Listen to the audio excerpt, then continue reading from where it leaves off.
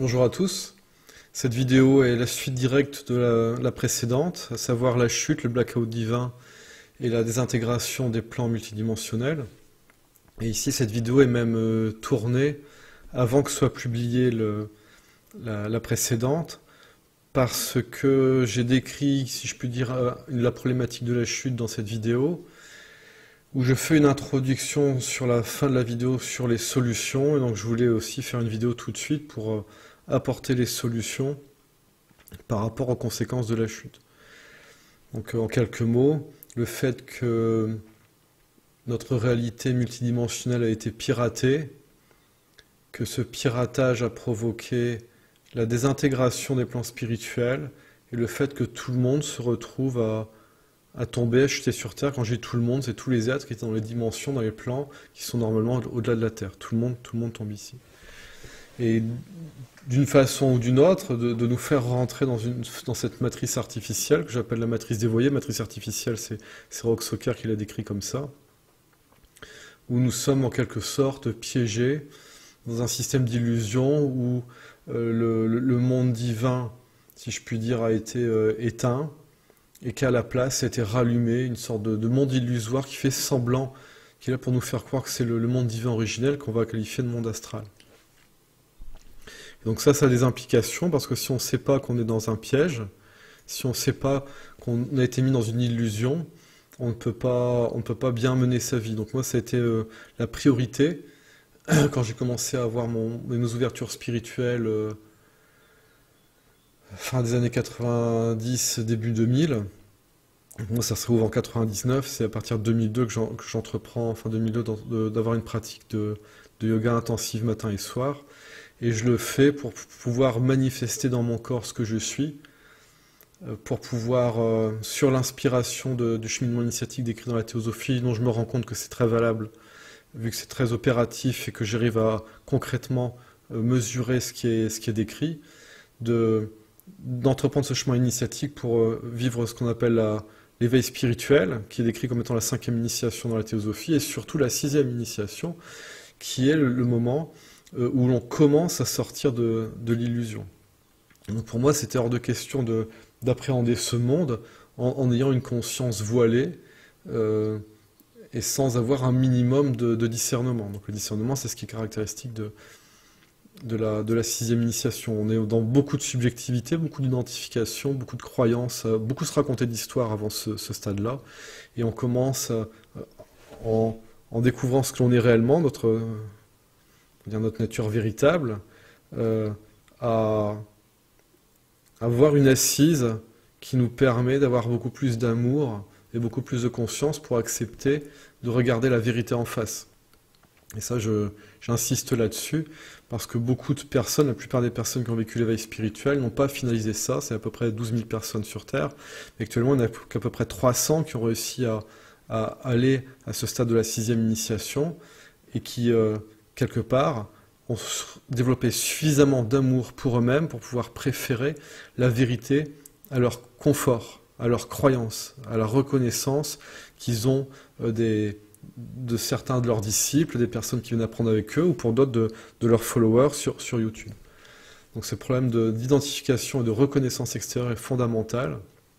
Et donc voilà, moi j'ai compris ce genre de choses, et j'ai essayé d'en parler chez Laurent Fenn. Ça a été reçu de façon mitigée, d'expliquer que 2 ans après avoir vécu l'éveil spirituel, je me suis rendu compte que je percevais des choses qui étaient vraiment du carton-pâte. Et là, ça a commencé à percer les illusions. Et là, je me suis dit, waouh, exactement ce que la théosophie explique. On commence à percer les voiles d'illusion à la 6e initiation.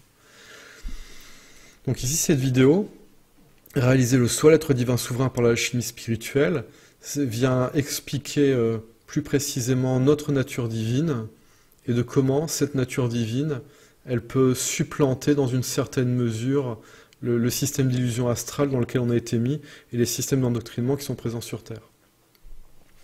Donc ici, j'oublie à chaque fois de le faire, là j'ai noté, et donc ici c'est merci de liker, de vous abonner si le contenu vous intéresse, et ça c'est des réflexions que j'ai pu entendre entre le monde anglo-saxon et la mentalité française, c'est que les Français, il faut leur arracher des likes. Et donc moi, c'est ici de vous expliquer comment je fonctionne avec les autres vidéos.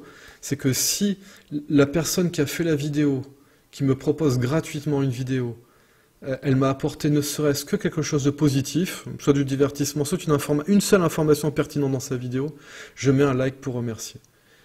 Donc j'espère que ce sera...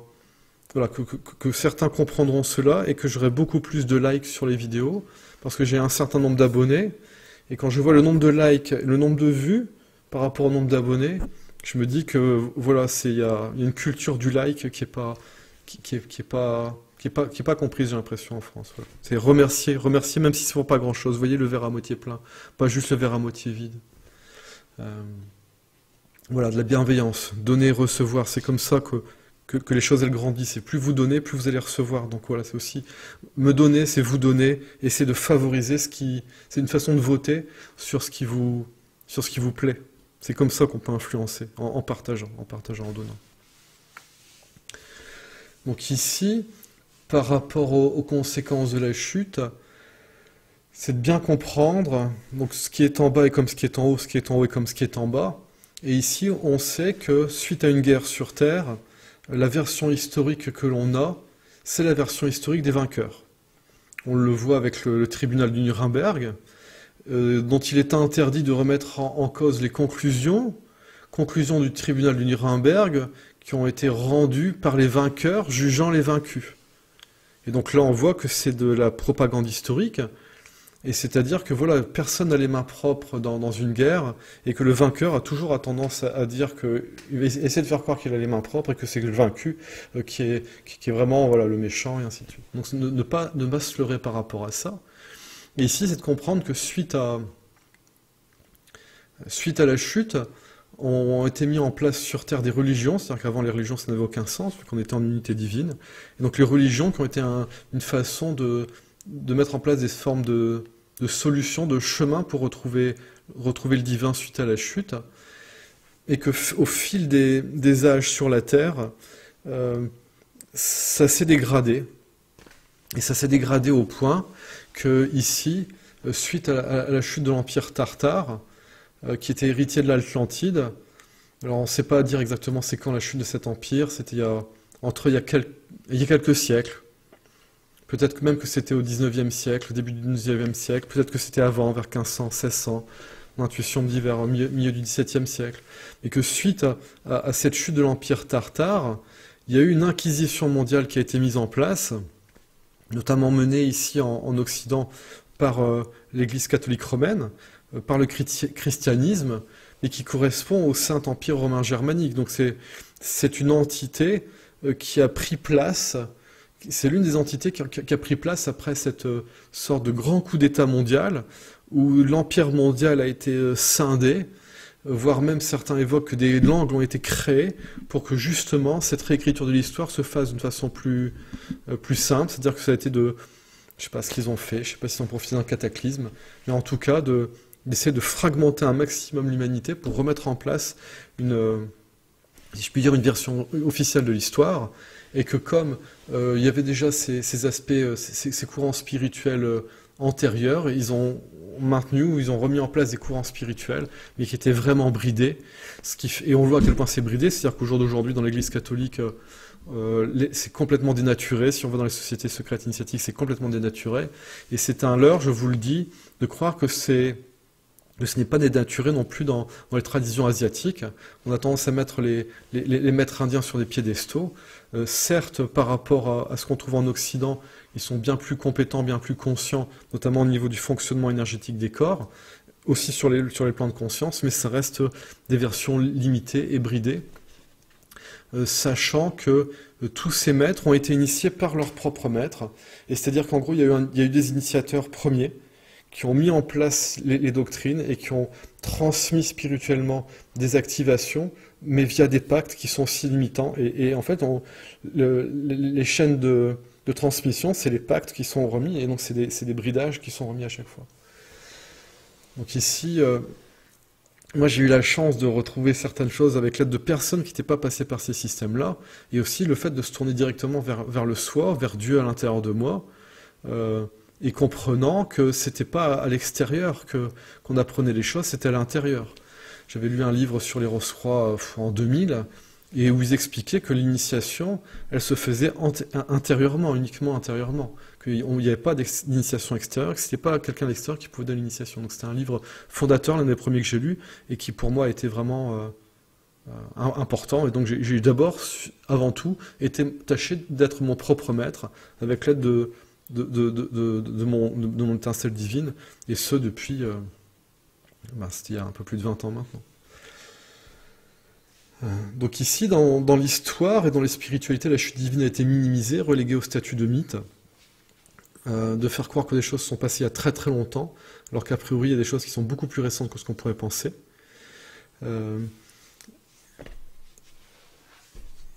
Et vraiment cet aspect fondamental que le maître est le soi. Donc là je suis un peu parti en... Je vais essayer de reprendre mes notes. Donc là à peu près tout ce que j'ai déjà nommé c'était sur le début de mes notes. Et donc ici, c'est l'importance du chemin initiatique. Quand j'essaye de rentrer en contact avec des personnes du monde spirituel, j'ai deux problématiques. La première pratique, c'est avec les sociétés secrètes, avec des personnes qui sont dans des processus qui sont très codés et qui généralement ne réussissent pas à sortir de leur schéma, de l'approche, si je puis dire, presque dogmatique dans laquelle on les a mis. Ça, c'est la première problématique. Donc eux, ils sont trop figés dans un protocole initiatique. Et la deuxième problématique, c'est les personnes qui sont en dehors des sociétés, qui sont dans le New Age, dans la non-dualité, qui, eux, n'ont pas ces structurations de savoir qu'il y a des étapes qui sont vraiment mesurables. Dans le bouddhisme, parfois, ils donnent des indications. Alors, pour savoir si telle personne est à tel degré, il y a ça à vérifier, il y a ça, il y a ça, il y a ça. Des choses très, très, très, très codifiées. Et ici, en Occident, c'est moi ce que j'appelle ça du flou artistique. Ici, moi je suis reparti de ce que j'ai trouvé dans la théosophie, parce qu'il n'y avait rien indiqué pour ainsi dire nulle part, et dans la théosophie, il donne un canevas qui est très simple, et quand on creuse, c'est Leda Blavatsky qui aurait reçu ce canevas si je puis dire, d'initié du côté du Tibet, qui a dit voilà, nous on est dépositaire d'un enseignement antique, on va vous le transmettre pour essayer que ce soit pas perdu. Et quand on regarde dans la théosophie c'est une pile de bouquins, mais qu'est-ce qui parle de ce cheminement initiatique? C'est quelques pages.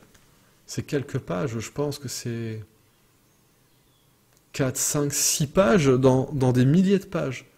Et quand j'ai vu ça, j'ai fait oh là, il y a quelque chose. Et c'est comme si je me souvenais de ça. Donc pour moi, c'était facile.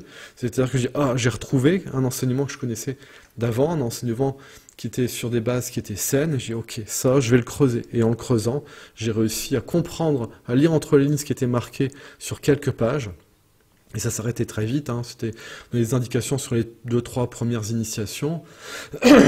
4e, 5e, et après, c'est dit, de toute façon, vous n'avez pas besoin de savoir ici, vous découvrirez par vous-même le moment venu. Et finalement, c'est ce qui s'est passé. Je remercie d'ailleurs l'un des enseignants que j'ai eu pour la théosophie, qui lui avait épluché tous ces bouquins et qui m'a aidé qui m'a un peu servi sur un plateau. Voilà. Je salue Thierry Bécourt. À l'époque, il y a un de ces documents qui doit traîner quelque part dans ce que j'ai partagé. Donc lui, il a vraiment creusé ça. Mais vraiment, c'est chercher des pépites. C'est des petites choses qui sont cachées. Donc vraiment l'importance du chemin initiatique, qui se fait pour les étapes principales sur 9 initiations, parce que ça continue derrière.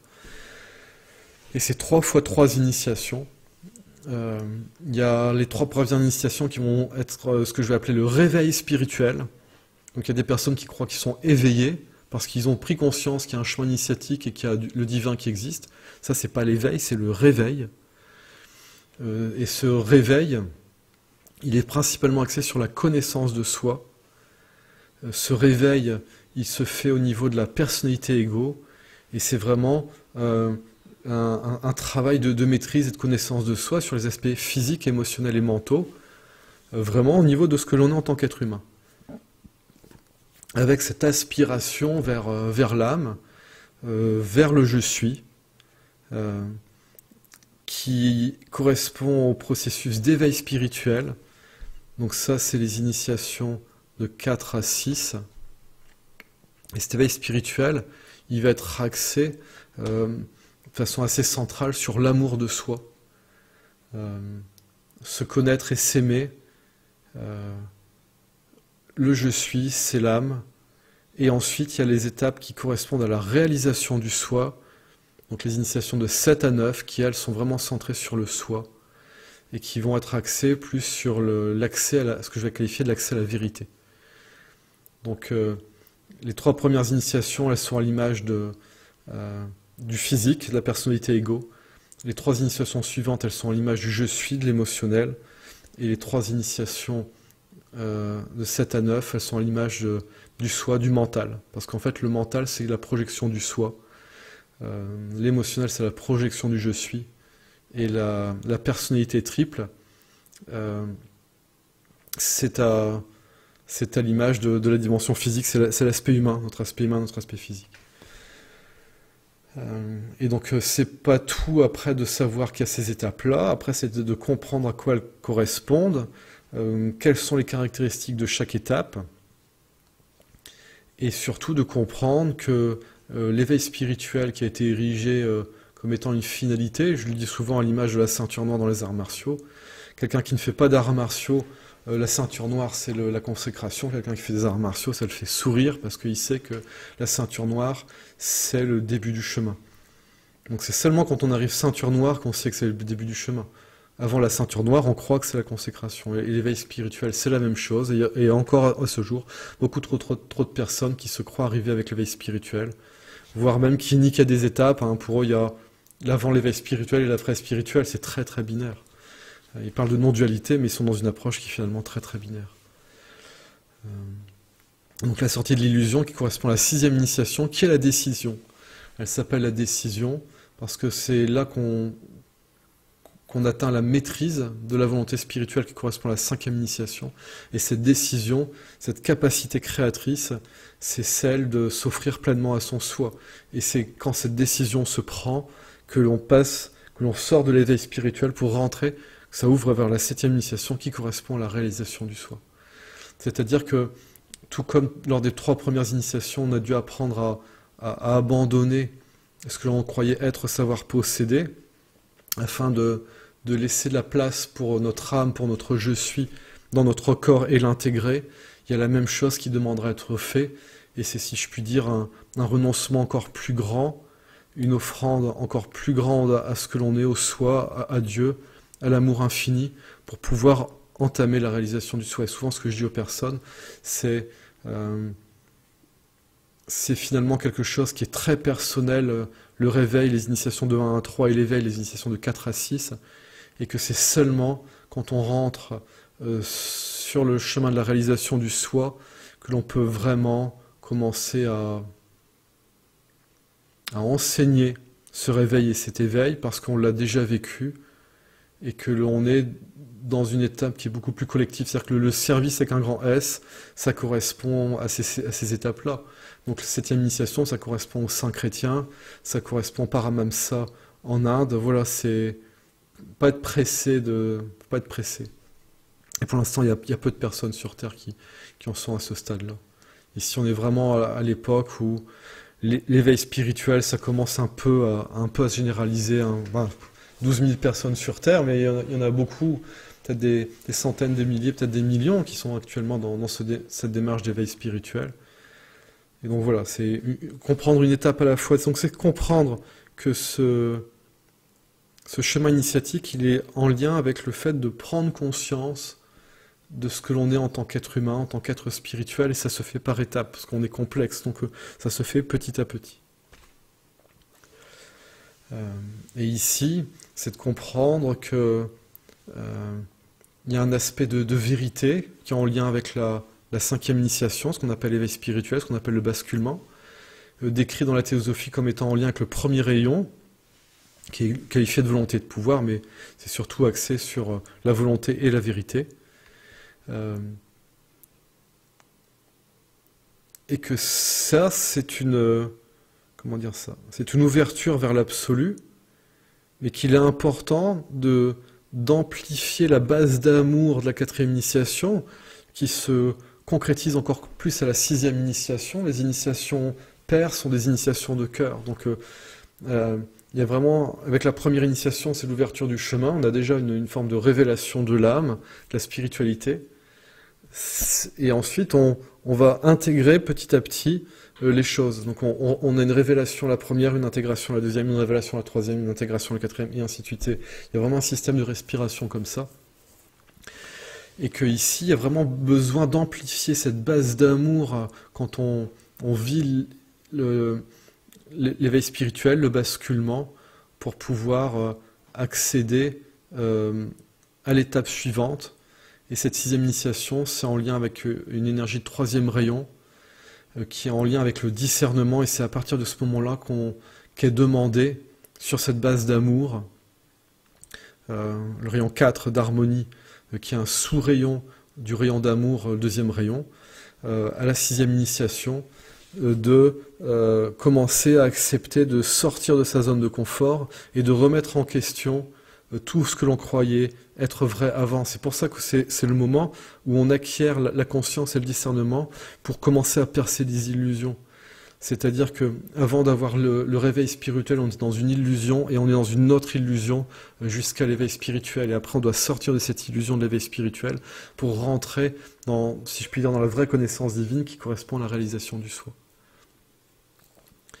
Donc, par exemple, quand j'ai vécu cette étape, on va dire, je ne sais plus où j'en étais exactement, mais une étape fondamentale où à un moment je pensais à Dieu, et Dieu n'était, comment dire ça, n'était nulle part en dehors de moi. C'est-à-dire que j'avais déjà eu des expériences, c'était plus vers de mémoire, c'était vers la 4e initiation, je me souviens, j'étais à un feu, et à un moment, je rentre en contemplation, et je vois tout en même temps, et je sens Dieu, la présence qui est dans chaque chose, dans les fleurs, dans le béton, c'était absolument partout.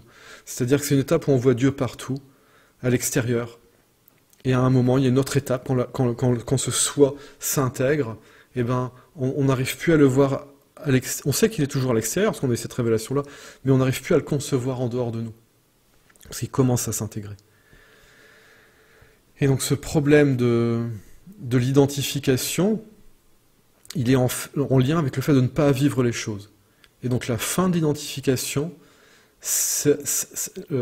on commence normalement à cesser de se raconter des histoires au moment du basculement, de l'éveil spirituel, la 5e initiation, mais généralement on continue d'être identifié et de se dire « Ah, je suis éveillé », notamment c'est l'identification à l'éveil, c'est un très très grand piège, avec l'orgueil spirituel qui est associé.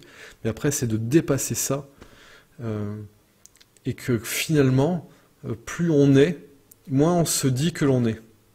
Et donc l'identification disparaît de plus en plus au fur et à mesure qu'on intègre, qu'on réalise le soi, qu'on réalise qu'on est ce soi, et que ce soi, c'est la partie de nous qui est divine, c'est la partie de nous qui fait partie de Dieu. Voilà, pour faire simple.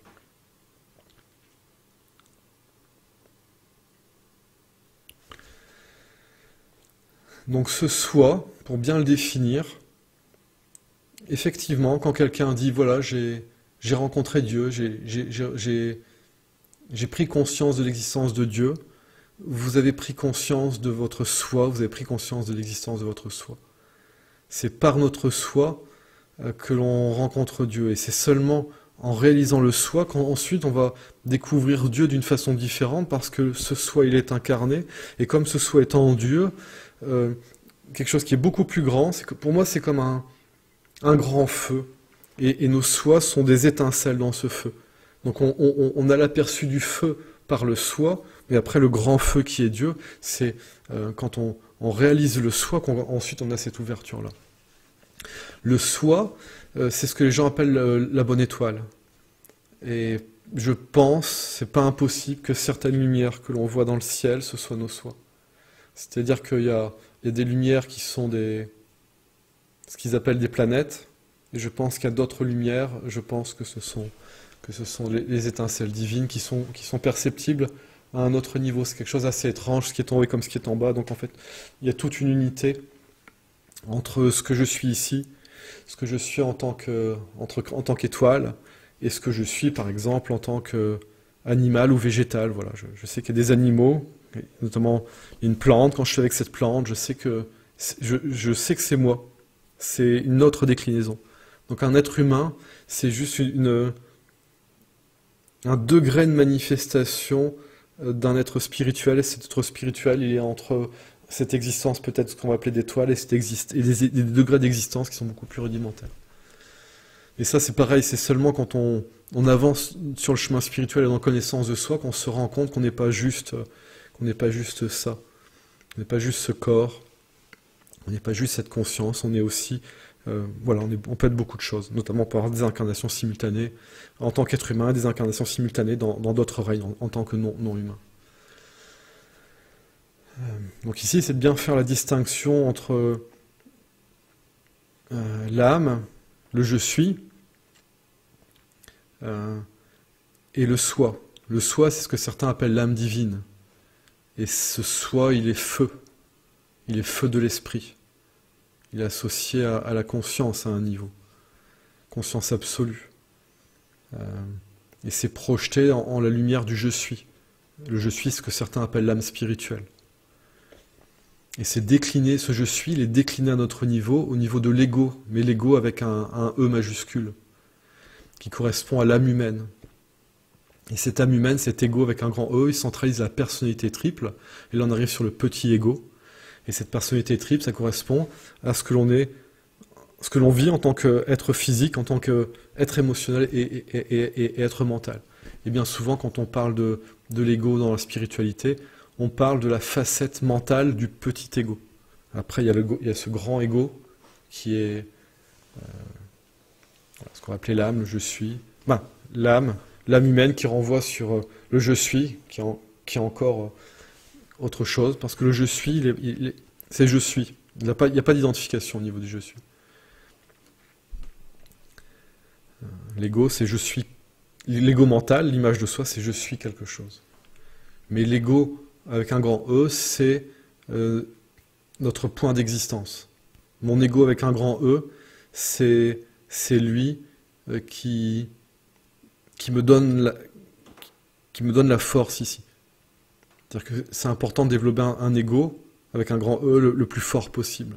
Parce que c'est cet ego qui a cette force de dire non quand, par exemple, on veut nous imposer quelque chose qui n'est pas honorable ou qui n'est pas juste.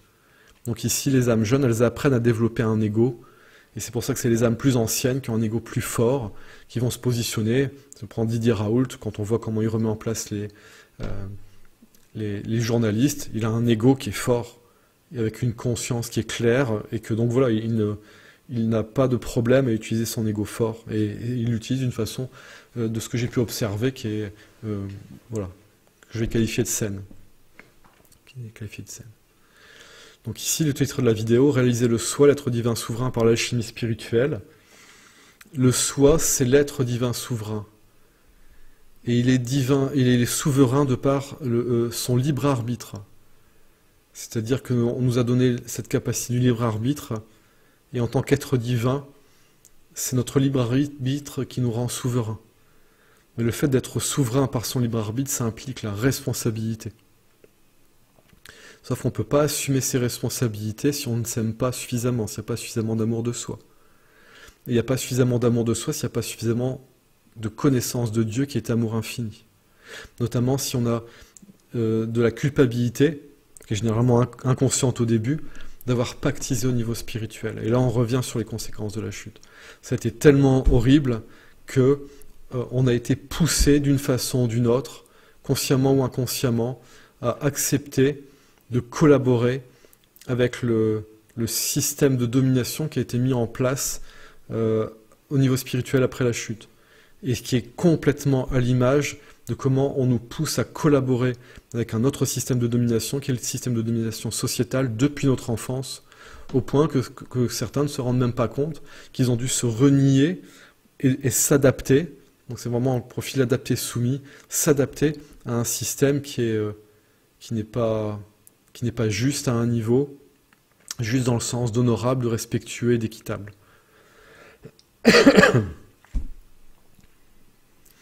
Et la responsabilité, elle peut se mettre en place seulement si on a suffisamment d'amour de soi et d'amour pour l'ensemble pour accepter de voir la vérité. C'est là où ça pêche pour les personnes généralement qui sont au début du processus d'éveil spirituel de basculement, c'est qu'ils n'ont pas encore suffisamment d'amour d'eux-mêmes et d'amour du tout pour pouvoir accepter de voir la vérité. Et cette vérité, c'est comme dans Matrix, c'est d'accepter de voir qu'ici, on est dans quelque chose qui a été perverti à un niveau qui peut défier l'entendement, mais que ça n'en reste pas moins la vérité. Et qu'on ne peut pas être heureux, on ne peut pas être heureux dans le mensonge. Et là où c'est compliqué pour certains, on le voit avec Cypher dans Matrix, c'est qu'il n'arrive pas à être heureux dans la vérité. Et donc là, on peut comprendre que l'accès à la vérité, c'est pas pour tout le monde, c'est pas pour tout de suite, mais c'est de savoir qu'à un moment, c'est nécessaire de développer cet amour de soi pour pouvoir accepter de voir une vérité qui ne va pas être confortable. Elle ne va pas être confortable, mais c'est aussi l'objet de cette vidéo, ça ne sera pas confortable, mais il y a une solution qui est derrière. Bon, Rock Socker, il a essayé de faire la même chose. Dans un de ses livres, il est marqué, voilà, je vous ai promis de vous dire la vérité, je vous ai pas dit que ça allait vous plaire, c'est vraiment de cet ordre-là. Et voilà, donc Rock Socker, j'espère que on pourra échanger plus longuement prochainement. Parmi les personnes à qui j'ai pu tendre la main, il m'a répondu. Lui, il est conscient qu'il a compris le problème, il n'a pas encore la solution. Donc moi, je lui dis, tu sais, j'ai peut-être des aspects de solution. Bon, je lui enverrai cette vidéo aussi. On verra si ça lui parle. Mais voilà, donc il y a des personnes qui ont conscience, il y a des personnes qui ont des pistes de solution. Moi, j'ai une piste de solution, je dis pas que c'est la solution. Et voilà, c'est de s'éveiller, mais ce vrai éveil spirituel. Ce que j'expliquais il me semble dans une vidéo précédente, l'éveil ne peut être réel, il ne peut être complet que si l'on prend conscience de la chute. Et cette conscience, elle se fait par la réalisation du soi, parce que le soi sait ce qui s'est passé. Et pour les êtres anciens, la chute, on l'a vécue, donc on s'en souvient. Donc si vous ne vous souvenez pas de la chute, soit vous n'avez pas réussi à vous retrouver en profondeur dans ce que vous êtes réellement, soit vous avez été créé après la chute, sur base d'un conflit d'un être qui a vécu la chute, voire même il y a des êtres qui ont été créés de façon artificielle, apparemment, comme il y avait Yadalbaoth MDF, Lucifer, c'est encore à se demander, vu que c'est le bouc émissaire de la chute, l'un des principaux instigateurs de la chute, c'est quand et comment il a été créé. Apparemment, il a été créé pour ça. Ce que j'expliquais dans la vidéo précédente, à savoir que l'instigatrice de la chute, elle a créé des outils, des pions, elle s'est créé des êtres pour faire le sale boulot, pour que ce soit eux qui portent la responsabilité de ce qui a été fait. Donc voilà, c'est s'aimer suffisamment pour accepter de voir la vérité. Et donc, d'être très attentif au refus de remise en question, qui est généralement un signe de vanité et donc d'orgueil spirituel. Il y a des personnes, quand je parle de ça, tournent la tête. Hein. Ils ont une version de ce que eux ils considèrent la vérité, mais ils sont dans leur vérité. Ils sont dans chacun sa vérité. Et donc chacun sa vérité, c'est chacun perçoit le monde comme il l'entend, chacun conçoit le monde comme il l'entend. Et donc ils se font une carte ils se racontent l'histoire de ce qu'est la réalité, mais la carte et le territoire, c'est des choses différentes. Entre avoir une carte routière et d'être à l'endroit qui correspond à la carte routière, c'est pas la même chose. Donc ici, l'important, c'est pas de se faire une idée des choses, c'est de voir ce qui est. Et voir, c'est mes yeux, ils voient. Ils n'interprètent pas, ils voient. Donc c'est d'accepter de voir les choses telles qu'elles sont. Mais la dissonance cognitive, c'est un processus de perception, c'est un processus intellectuel, mental de conscience, qui va faire que on ne va pas voir certaines choses. Parce qu'on est dans le déni, ou parce que quelque chose nous empêche de voir les choses. On dit qu'il n'y a pas plus sourd que celui qui ne veut pas entendre, et parfois on a les choses sous le nez, on n'arrive pas à les voir. Dissonance cognitive, j'ai déjà vécu, et les personnes étaient là, mais Stéphane, tu ne te rends pas compte de ça sur toi? Et j'y arrive pas, vas-y répète encore une fois, parce que ça coince. Ça, c'est la dissonance cognitive. Et j'ai une petite anecdote, je sais plus si je l'avais racontée celle-là. Il n'y a pas longtemps, je me promène pas loin de chez moi. Et, et je passe devant une maison, je fais mon tour, je reviens pas très longtemps après. Et là, je vois qu'il y a un chat, et je dis, mince, le chat, un chat tigré dans l'herbe, je dis, le chat. Je sais pas s'il était là quand je suis passé, mais je l'avais pas vu, quoi. Je dis, quand même, les chats, ils sont assez discrets. Et je regarde ce chat comme ça, et au bout d'un moment, je me rends compte que il y a un autre chat à côté, mais qui a 2 mètres, et je l'avais pas vu. Et c'était un chat tout blanc, qui était à 2 mètres de l'autre, et je l'ai pas vu, et je me suis dit, waouh, c'est quoi ce chat? Je regarde le chat, je vois que c'est pas un chat normal. Je dis, waouh, cet être spirituel dans un corps de chat, est suffisamment puissant pour que quand je regarde le chat qui est à côté de lui, je ne réussisse pas à voir ce chat-là. Et là, ça m'a sidéré ce jour-là. Je me suis dit, ouais, il y a vraiment des choses extraordinaires dans ce monde. Et je regardais, c'était pas un chat. Voilà, donc ça pour dire que ici, il y a des systèmes d'illusion, et que quelque part, le chat, d'une certaine façon, il a réussi à me maintenir en illusion un certain temps, et qu'à un moment, l'illusion a sauté, et j'ai pu voir qu'il était là. Voilà, donc faire attention, accepter les remises en question, accepter de sortir de sa zone de confort. La vérité doit être préférée dans une plus grande mesure au confort. Et c'est sortir de l'identification de l'image de soi-même, nourri par la reconnaissance extérieure. C'est sortir de cette reconnaissance extérieure. C'est de développer la reconnaissance intérieure. Souvent, je discute avec des personnes qui disent « Oui, mais j'ose pas, est-ce que les autres vont penser de moi ?» Et je leur dis « Moi, à un niveau, j'en ai rien à faire de ce que les autres pensent de moi. » Notamment parce que j'ai eu beaucoup de reconnaissance négative quand j'ai commencé à m'ouvrir à la spiritualité fin des années 2000, et j'ai compris qu'il ne fallait pas que je compte sur l'extérieur, qu'il fallait que je compte que sur l'intérieur. Et que cette reconnaissance, je dis souvent, moi j'ai de compte à rendre à personne à part moi-même et à part Dieu, à part le soi, à part l'amour infini. Le reste, ce que mon voisin en pense, voilà, je vais écouter, je vais me remettre en question par rapport à ce qu'il dit, mais le jugement de valeur qu'il va avoir vis-à-vis de moi, j'en ai absolument rien à faire. J'écoute les critiques, les jugements, ça ne m'intéresse pas.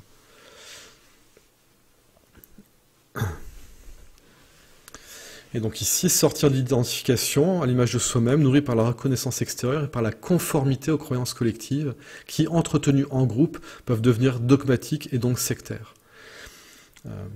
C'est très facile de rentrer dans le monde de la spiritualité, dans le New Age, dans la non-dualité, et de se sentir accueilli par des personnes qui ont des affinités comme les nôtres. Et de ce fait-là, on rentre dans un biais de conformisme pour pouvoir s'intégrer dans les groupes, et généralement à suivre des choses qu'on n'expérimente pas, donc des croyances qui vont dans le sens de ce qui nous arrange. Ah, tu sais, le nirvana, la plénitude, la libération, la disparition de la souffrance, voilà. Attrape pas les mouches avec du vinaigre, ça j'ai déjà dit.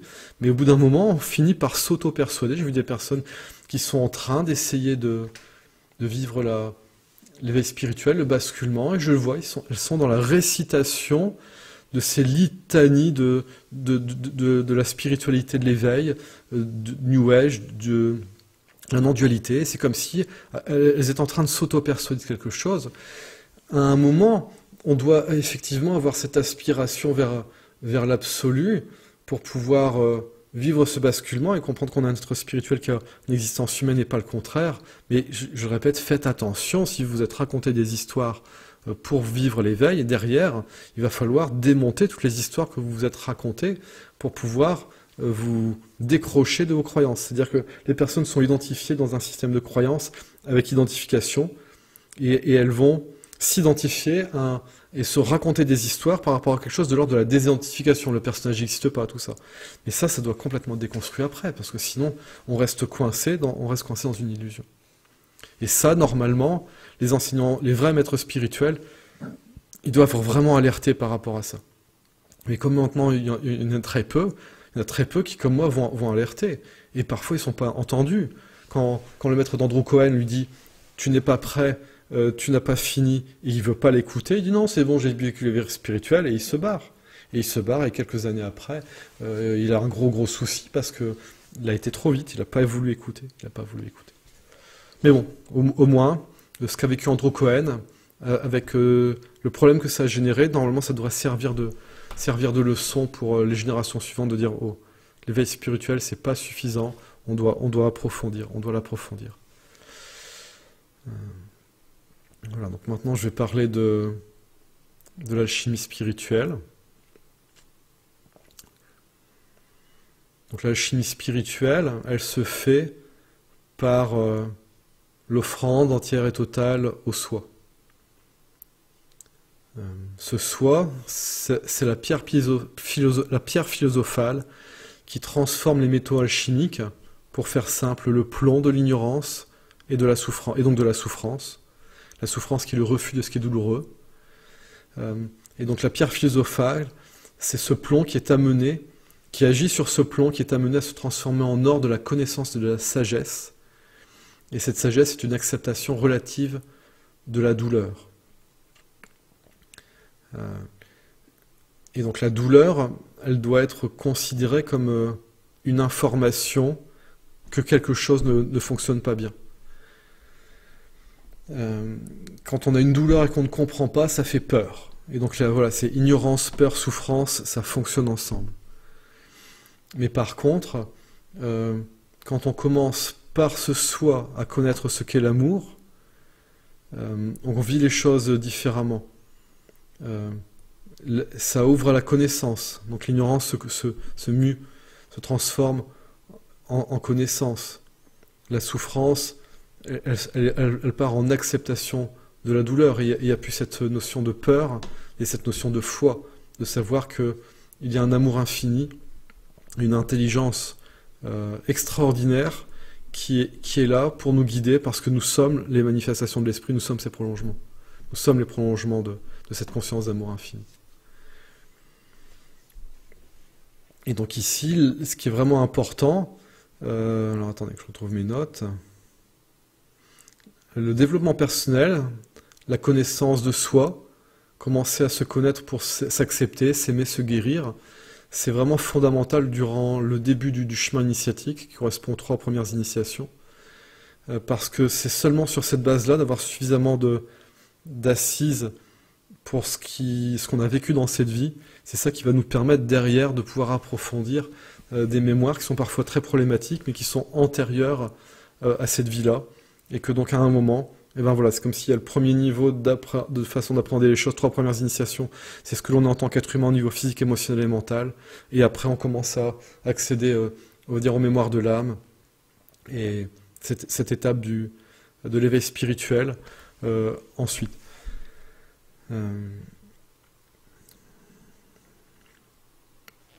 Donc ici, concrètement, l'introspection permet de trouver les sources internes de souffrance qui seront ensuite accueillies dans cet amour infini du soi pour être transmutées. Donc dit autrement, les aspects de notre âme blessée sont identifiés, puis enveloppés d'amour et donc protégés. Cet amour, il dissout les liens négatifs de non-amour, ce qui permet ensuite de pouvoir réparer son âme. Donc ici, cette réparation, dans l'accompagnement que je propose, se fait via un protocole que j'ai récemment mis en place, que j'ai formalisé, et que j'ai appelé le PEPLRR. Donc ça, normalement, ça sera sous la vidéo. Donc le PEPLRR, c'est un acronyme. Le premier P, c'est les pactes, brûler les pactes pour soi et pour les autres. Le E, ça correspond aux envoûtements. Donc les emprises psychiques se font, ou spirituelles se font de plusieurs façons. Il y a les envoûtements, il y a les sortilèges, il y a les rituels. Moi j'ai l'impression que les sortilèges c'est quelque chose qui agit beaucoup plus, quelque chose de plus mental. Les envoûtements c'est quelque chose de plus émotionnel. Les rituels c'est quelque chose qui a l'air d'être très structuré. Ça j'ai pas encore la nuance, mais quand je me retrouve à me libérer de certaines choses, voilà, la conscience, le soi me dit... Ah, cherche envoûtement, ça c'est un sortilège. Bon. Il m'enseigne sur le fait que c'est un sortilège, j'ai pas encore bien compris ce que c'est un sortilège. Voilà, je suis en train d'apprendre. Donc le premier P, les pactes, brûler pour soi et pour les autres, c'est de se libérer. Les pactes c'est du pouvoir, les pactes c'est du non-amour. Il n'y a pas de pacte d'amour, ça n'existe pas. Et donc on peut brûler absolument tous les pactes, sachant que les pactes sont généralement associés à des implants, et donc de brûler les pactes ça permet de dégager les implants. Quand je parle des envoûtements, des sortilèges et des rituels, qu'on neutralise pour soi et pour l'autre, on neutralise via notre soi. Le PEPLRR, c'est l'expression de notre souveraineté divine créatrice, qui consiste à créer notre réalité.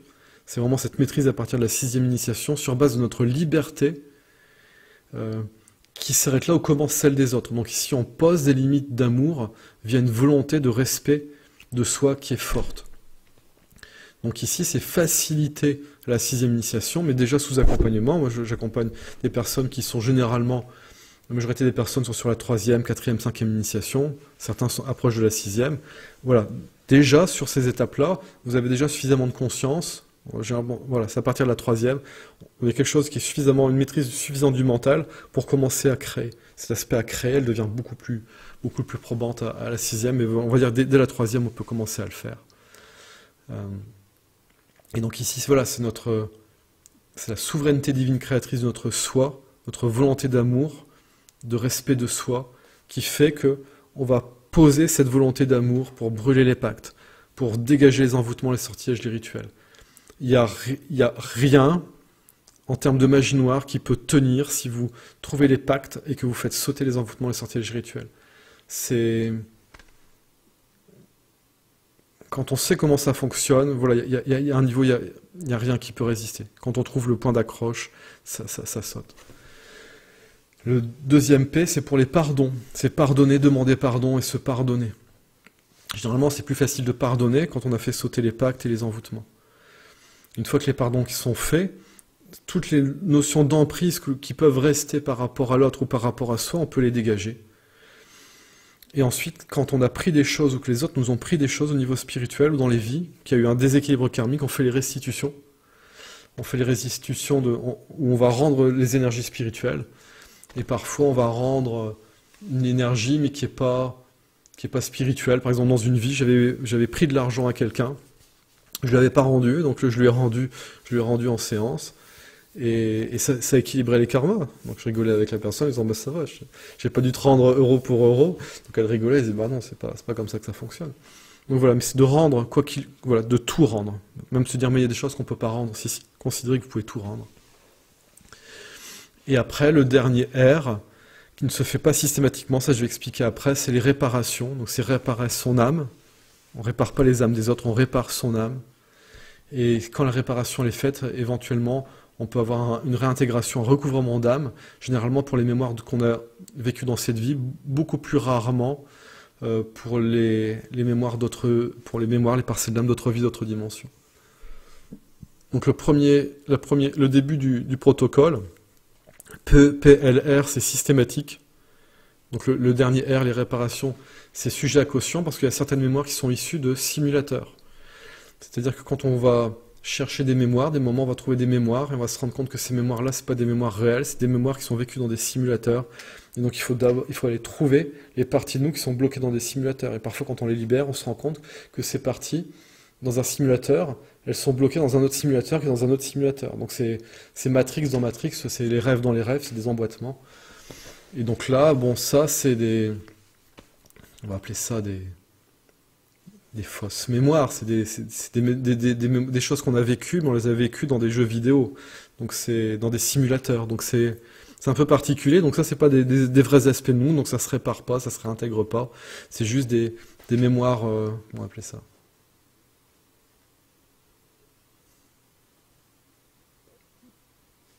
Qui sèment la discorde, la zizanie, qui sont faites pour augmenter nos peurs et nous bloquer ici.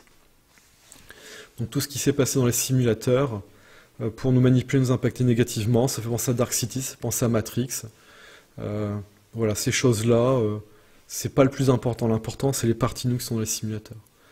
Et après aussi, des choses que je me suis rendu compte récemment, donc on m'a aidé à comprendre ça, c'est que certaines mémoires viennent de parcelles d'âme qui ne sont pas à nous. Et alors comment on se retrouve à l'intérieur de nous avec des parcelles d'âme d'autres êtres? Alors apparemment il y a 2 possibilités, enfin, on va dire 3 possibilités. La première possibilité, c'est que c'est nous qui avons volé ces parcelles d'âme-là. Alors comment on fait pour les voler? On voit ça dans un manga qui s'appelle Dragon Ball Z, avec un personnage qui s'appelle Boubou, donc qui est tout rose. Et lui, qu'est-ce qu'il fait pour grandir en puissance? Il avale les personnes, il avale les âmes des personnes. Et ça lui permet ensuite d'accéder aux capacités des âmes. Et donc apparemment, dans certaines dimensions, il y a un certain nombre d'êtres qui ont avalé d'autres êtres. et qui ont commencé, comme des amis, ben, ils avalent et ils grandissent en puissance, ils grandissent en puissance. Et voilà, ils stockent. J'ai déjà vu ça aussi dans la nature. Une fois, j'étais dans un champ. Il y avait une grosse énergie comme ça. Elle avalait les défunts. Et donc les défunts étaient emprisonnés à l'intérieur d'elle. Elle grandait en puissance au fur et à mesure qu'elle avalait les défunts. Donc ça, voilà, quand on trouve des énergies comme ça, c'est de libérer les défunts qui sont dedans. Et quand on a des aspects qu'on trouve chez nous ou chez la personne qu'on accompagne qui ne sont pas à elle, c'est dire, voilà, c'est rends les parcelles d'âme qui ne sont pas à toi. Si tu les as avalées, tu les recraches. Si on te les a confiées pour que tu les protèges, parce que parfois c'est ce qui se passe, dans certaines dimensions, on se fait attaquer, et s'il y en a un qui est plus grand, qui est plus costaud, qui va tenir l'attaque et que les autres ils vont se faire avoir, ils ont pu dire, ben voilà, plutôt qu'on se fasse avaler par les autres, toi que t'as un de nos copains, avale-nous, tu nous mets à l'intérieur de toi, comme ça on est protégé. J'ai l'impression qu'il y a des choses qui ont été faites comme ça, donc là c'est de rendre tout ce qu'on a pu nous confier, tout ce qu'on a pu avaler. Et apparemment il y a une dernière catégorie, c'est des insertions négatives à notre insu. Donc là, apparemment, c'est quelqu'un qui nous fait, à notre insu, qui va nous faire avaler quelque chose. Et que quand cette chose est à l'intérieur de nous, et ben derrière, alors est-ce que c'est des... Je sais pas ce que ça peut être, des croyances, parce que là, c'est l'expression, c'est de faire avaler des couleuvres à quelqu'un. Et donc apparemment, c'est des serpents, donc est-ce que c'est des démons reptiliens qu'on nous fait avaler? J'en sais rien. Mais en tout cas, parfois, il y a des choses comme ça qu'on trouve, et ça, c'est pareil, il faut s'en débarrasser. Donc vous voyez, voilà, c'est selon où vous en êtes, vous allez pouvoir accéder à ça, certains ne vont pas pouvoir accéder à ça, et certains auront peut-être besoin de l'aide de personnes qui ont déjà fait ça pour elles, pour pouvoir se libérer à ce niveau-là. Et le dernier cas où on ne peut pas forcément réparer et voire réintégrer les parcelles d'âme, c'est que parfois nos parcelles d'âme sont emprisonnées ou impactées négativement dans des conditions ou des proportions telles qu'il n'est pas possible de le faire à l'instant donné. Donc typiquement, on prend une très très grosse énergie astrale qui a une puissance complètement délirante, et ben si on est emprisonné à l'intérieur, où on est dans des sortes d'Alcatraz spirituels avec justement des gardiens qui sont avec des puissances délirantes, et ben on peut pas les sortir de là, on peut pas les réintégrer, on peut juste les envelopper d'amour afin de les protéger un maximum dans la condition précaire où ils se trouvent.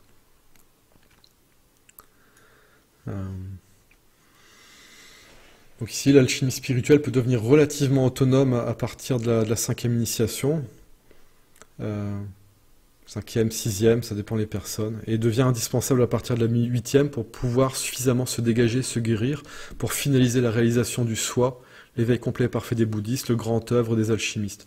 Et comme j'expliquais, c'est de réussir à suffisamment se guérir pour pouvoir remonter en conscience dans notre dimension jusqu'au moment où on a vécu la chute. Et pour pouvoir se souvenir de la chute. Et là, on sort de l'illusion qui correspond à la réalité alternative dans laquelle on était tous projetés suite à la chute. Voilà, donc là j'ai fait le tour de mes notes. Je vois que 53 minutes c'est déjà pas mal, c'est à peu près, ouais, c'est un peu moins long que la précédente.